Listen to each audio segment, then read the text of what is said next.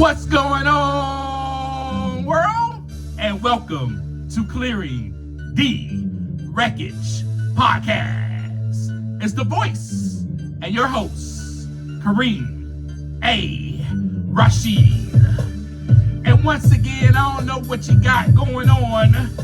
You could be getting on the toilet, or you could be getting off the toilet. Hell, for all I know, you could be wiping your tushy. But I know that I'm ready, and so I hope that you're ready to clear the wreckage. Yes, indeed. What's going on with you today, my friends? What's going on with you today, my peeps, my fellow wreckage clearers? I have had an amazing morning so far. As you know, there are certain rituals that I have to complete before coming to meet with you. So this morning, I woke up, I prayed, I meditated, and I went to the gym. And I went to the coffee shop, and I kind of sat there and thought a little bit about what I was going to say to you today. And then I met you at our imaginary coffee shop. And we are going to talk today about loving yourself. And there was something that was said to me over and over again that I didn't quite really understand, or I was able to put my finger on it. But someone once told me, I'll love you till you love yourself. And I was kind of like, what in the heck does that mean? So I remember, and you guys know this already, I'm just going to reiterate it and share it with you again. I remember when I used to walk into some of those recovery rooms, some of those support groups that I used to walk into, I used to go in there and fess up and pick up a surrender medallion, a tag, or a chip after the meeting, and this symbolizes a starting over period, a fresh start. The white chip or the white tag or medallion represents a clean slate. Hey, I surrender. I'm starting over. It also represents acknowledgement. Acknowledgement in a way of showing to the group and yourself that, man, I messed up. So now I fess up and I give the rest up. Hell, I just made that up. That rhymes. Man, I'm such a poet, and I ain't know it. Anyway, during that time, as you know, I've shared with you in previous episodes, I was having setbacks. I was relapsing. I could not stop. But what I want to emphasize with you is that my fellows in those support groups in that room would say to me, they'll say two things. They'll say, keep coming back. And then right after that, they'll be like, we will love you until you love yourself. And at first I was like, what in the world? What? You got some audacity to be like telling me that you will love me until I love myself? I do love myself. That's why at first I thought they were crazy, because I was like, what? I love myself. Who are you to tell me that I don't? However, the fact still remained, folks, whether I liked it or not, I did not love myself.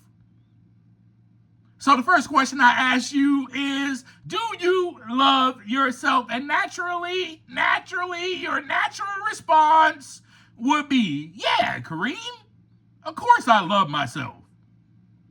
But let me just tell you this from my experience, and I'll only share with you my experience and my journey. If I had loved myself, why did I continue to harm myself in the way that I was with alcohol and drugs? Why did I continue to stay in self-pity or depression or victimize myself? Why would I want to leave this earth? Why would I want to not be here? Why would I have suicidal ideations? Why would I think of myself as a piece of crap, as a failure, as someone unworthy, someone who will always be this way? Why will I think of myself as someone who screws up everything? Why would I think of myself as someone who is bound to this addiction? Why? So let me just say this to you. It may take your whole life to fall in love with yourself. It took me, it still is difficult At times I have setbacks, and you will see throughout this journey of clearing the wreckage, and I'm so thankful that you're on the journey with me that I'm just going to keep it real with you. I'm going to be authentic with you. I'm going to keep it 100, and you will know, dang, man, Kareem's struggling today, because I will tell you. Or you'll be like, dang, on that part of his journey, man, he was really going through it. Yeah, because you need to know that I am human just like you, that I am walking alongside of you, and we are in oneness. We are in one in spirit, and we are together on this journey. Yes. But let me emphasize that to you. It may take your whole life to fall in love with yourself. And you may say, well, dang, Kareem, aren't you supposed to be giving us some type of hope? What's up with that? What's up with all the despair and the doom? And why are you telling me that it'll take my whole life? Well, my answer to you is, you know what? I don't know for sure. I do not have all the answers, but I do know that it is a process.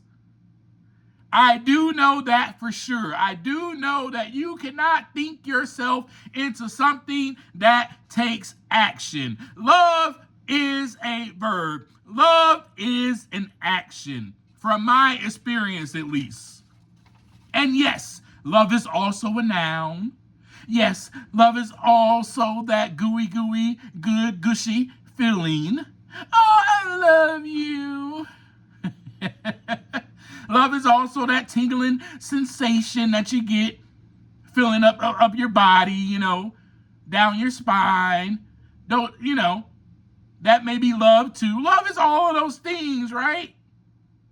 However, I do know from my experience, it took me choosing certain actions to begin to love myself, right? So let's get into those actions. Let's not beat around the bush. Let's not, have a conversation of me just joking around all day with you, which I love doing. But let's just get right into those actions, shall we? And the actions that I had to take, I'm going to share them with you. But the actions, I will say this first. The actions that I was choosing in the past was not love. It was based off of fear. And we all know, right? We all know this, that perfect love drives out fear. And I'm not religious at all. This is just common sense. Fear and love are the main two emotions. And you really can't love in the face of fear.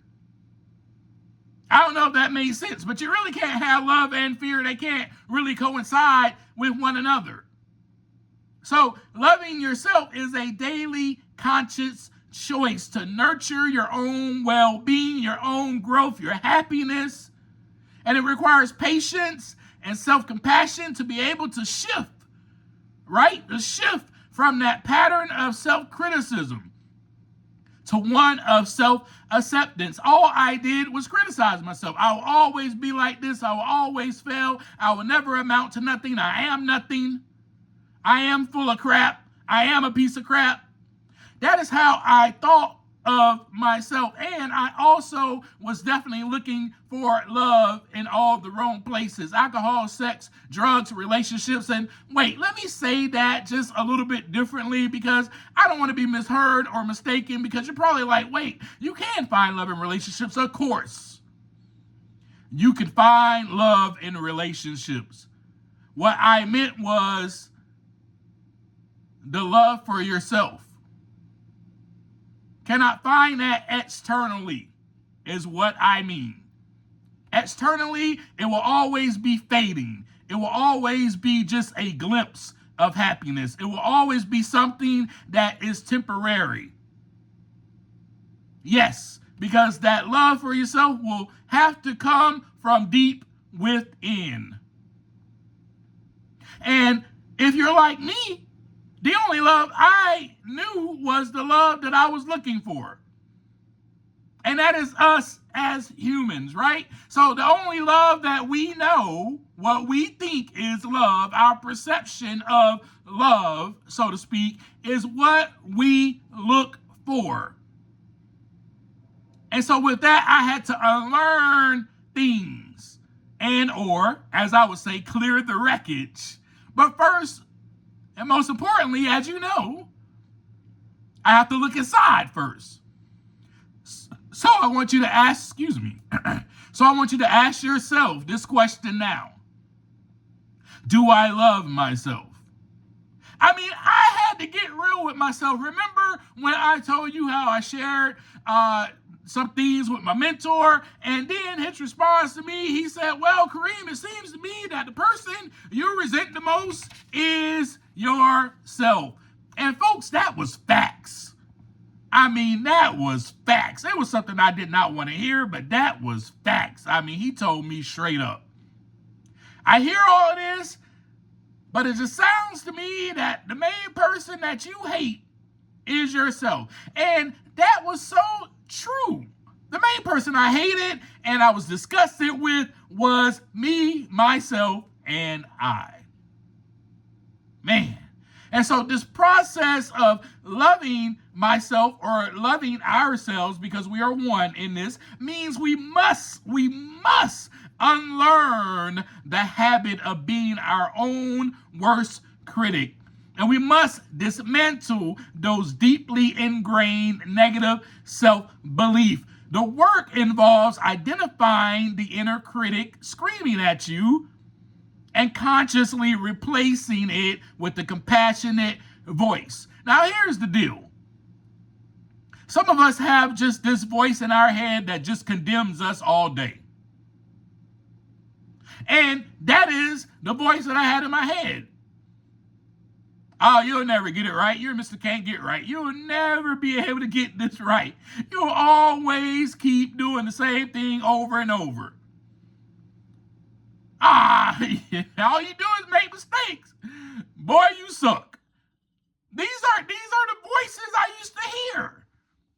And some of y'all are probably like, oh my God, you're crazy. You hear voices? No, you have voices in your head too, telling you probably the same crap that I just shared with you. The only difference between you and I is that I'm just authentic. I'm just going to share it with you. Because I don't care what you think about me. Why? Because I love myself. And I accept myself. And I'm also doing this so you can know that I'm just like you. Right? That I've been there. So a vital part of this journey is moving away from the belief, right?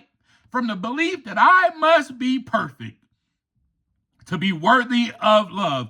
We shared that before in this journey. That was my makeup. Perfection. I have to be perfect.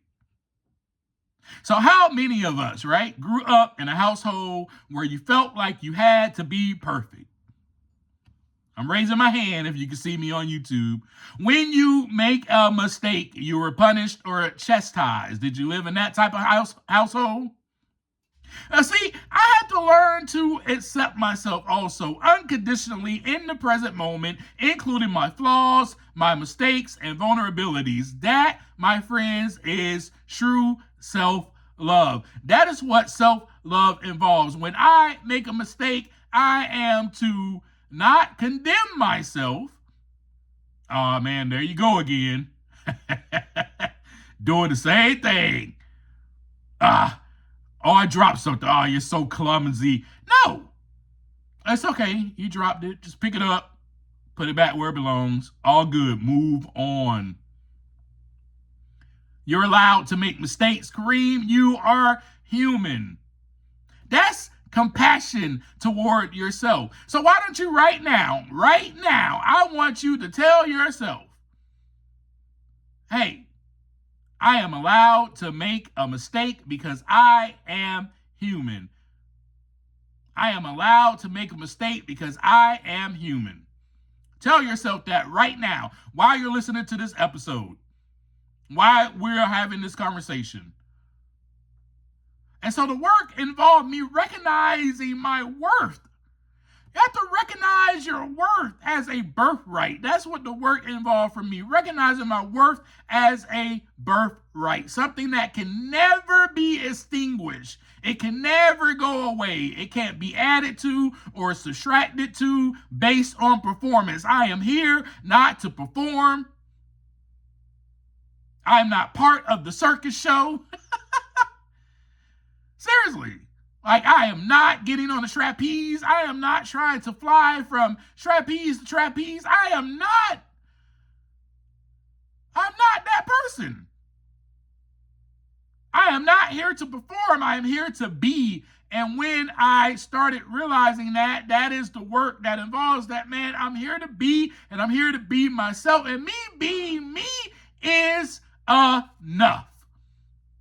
Me being me is enough. Matter of fact, I am priceless.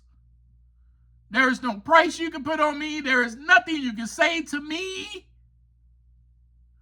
that will change my worth. There's nothing you can do to me that will take away my worth, because since the day I was put here on this earth, I was worthy and am worthy of love, because the person or the creator or that being, the source of life that put me here and gave me life, already deemed me worthy. Whoo, boy, don't let me start preaching up in here to y'all. So self-love is going to be a continual process of growth. Remember, hey, it may take you all your life to fall in love with yourself. Self-love is a continual process of growth and discovery. It's not a passive feeling, right, that suddenly arrives. Oh, all of a sudden I love myself. No. It's not an overnight thing. But it also is a set of actions that we must take consistently. Self-love looks like maybe setting some boundaries, maybe prioritizing your physical and mental health, taking care of your needs even when it feels uncomfortable. That is what self-love looked like for me. Let me go to therapy. Let me get some counseling. Let me talk to my counselor. Let me get the help that is so present for me. The resources, utilize them.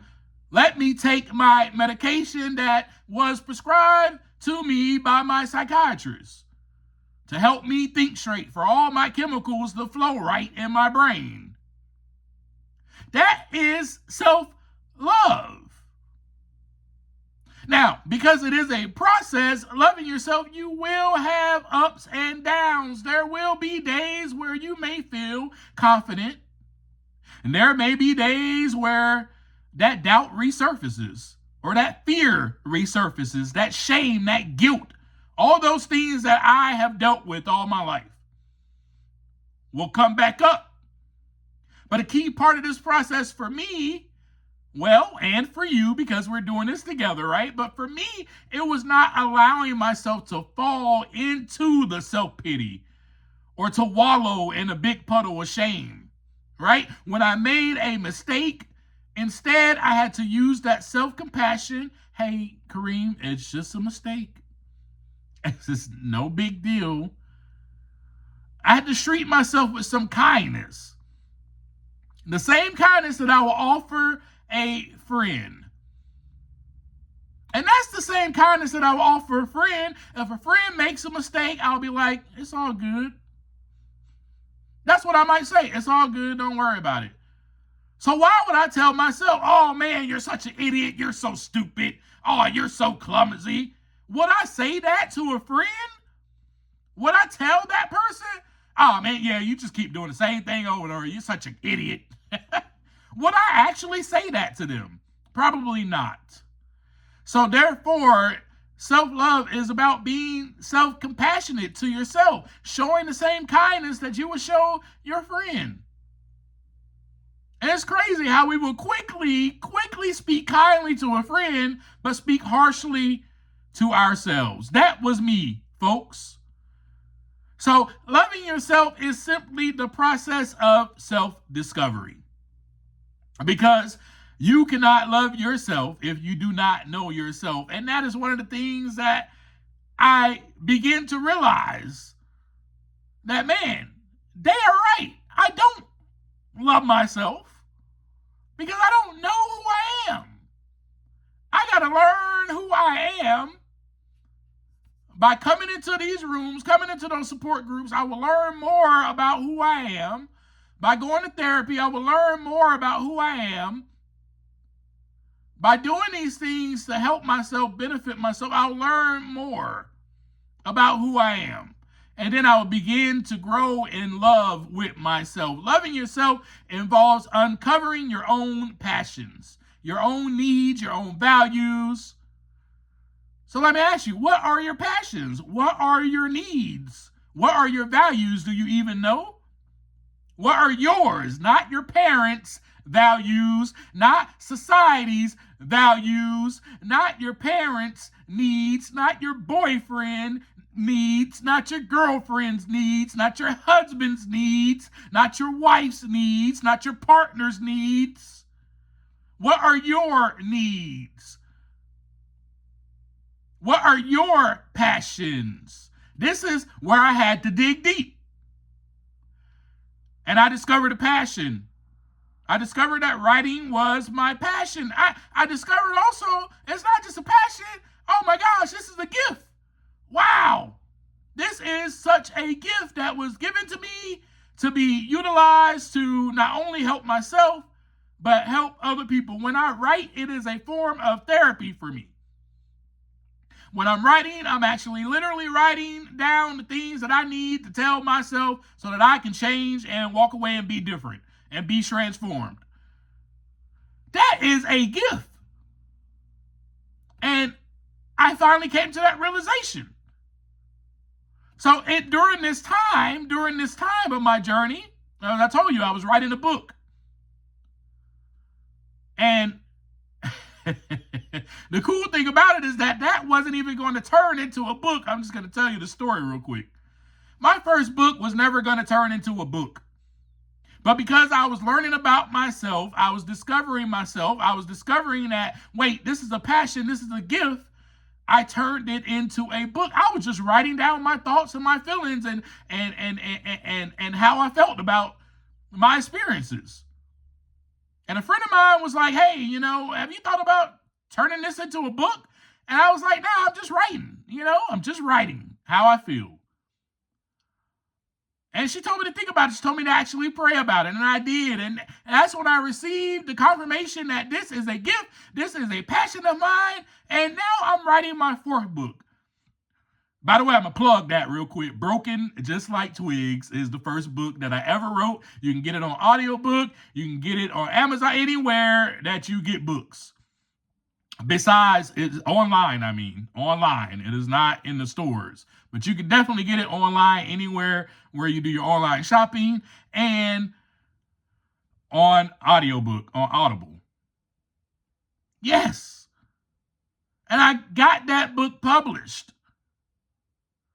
I followed my passion. I followed my dream. I followed something that I always wanted to do. I discovered that about myself by spending time with myself. So loving yourself involves spending time alone. This self-discovery process, spending time alone, reflecting on what fills your cup, what makes it fill up and overflow. Learning what makes you, you. So who are you? Do you know? That's the question I want to resonate with you, that I want you to meditate on, contemplate on during this conversation and after this conversation. Who are you? Do you know? And of course, folks, this process is not linear, just as most things in life. It's not a straight line to some destination, but just know that as we have talked about many things so far leading up to this, and you can see from my journey, my experience, that it was not a linear process. However, you have been with me, so you do know the process so far of clearing the wreckage, how I had to become aware. In order to love yourself, you must recognize that inner critic. You must recognize that inner critic and the way that you neglect yourself with different habits, patterns, destruction, or wreckage.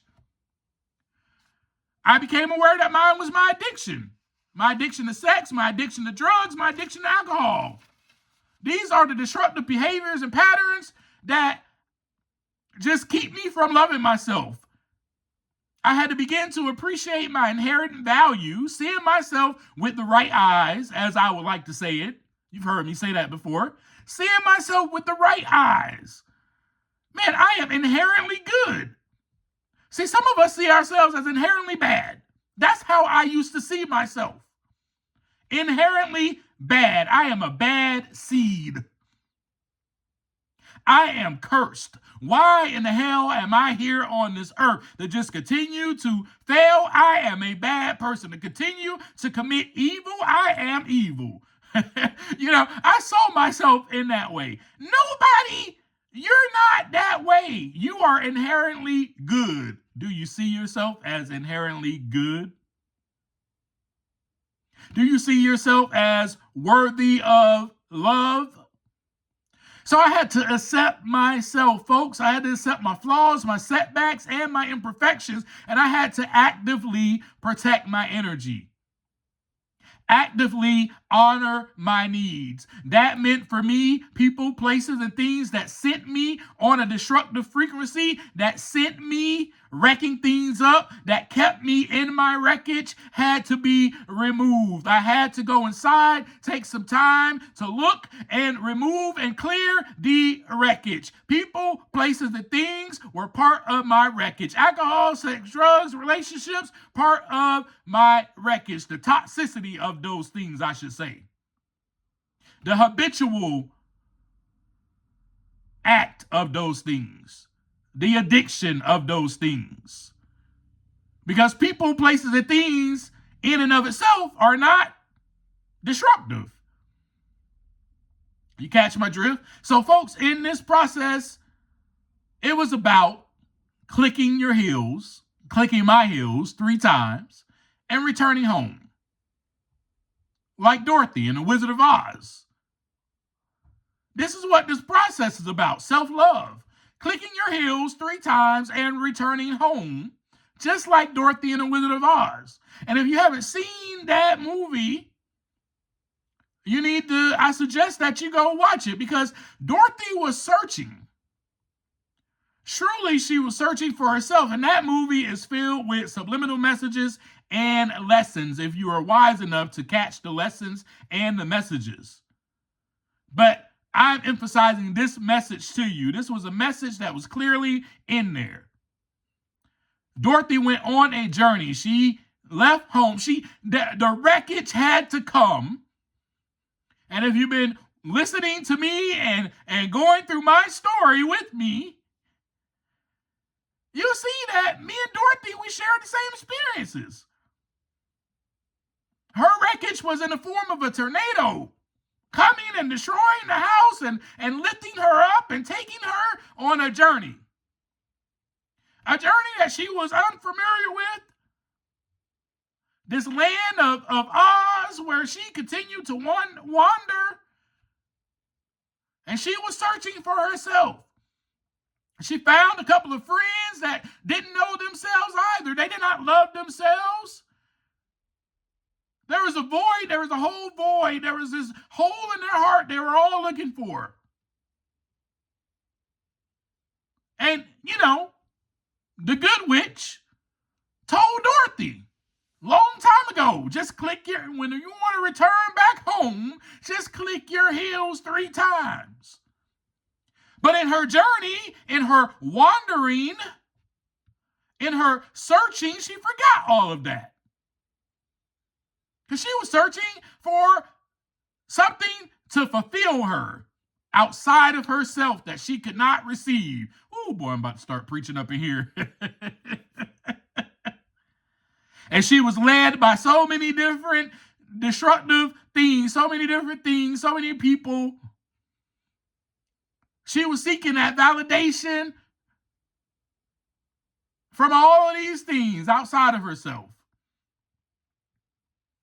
See, Dorothy was searching, but she was searching for herself. She was searching truly for her own worth, her own value. She was on a journey of self-love, self-discovery.